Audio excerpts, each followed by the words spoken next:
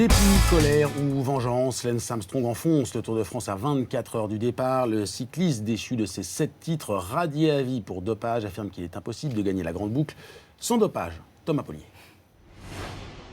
Lance Armstrong est formel, impossible de gagner le Tour de France sans se doper, car c'est une épreuve d'endurance où l'oxygène est déterminant. Une déclaration choc à la veille du départ du Tour, un moment qui n'a pas été choisi par hasard par l'ancien champion, déchu de ses titres et qui a confessé s'être dopé en janvier. Mais pour certains, il est le moins bien placé pour donner des leçons. Ça reviendrait à dire que 100% des coureurs sont dopés.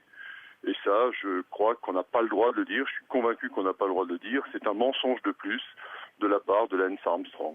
Une déclaration qui met même hors de lui Bernard Hinault, lassé de la suspicion permanente dans le cyclisme.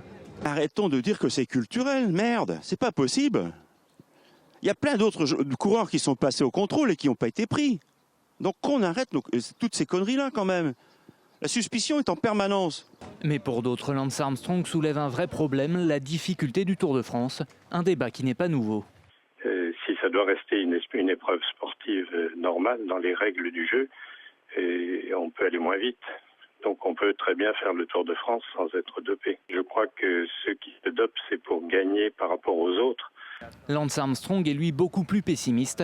Selon lui, le dopage existe depuis l'Antiquité et existera toujours.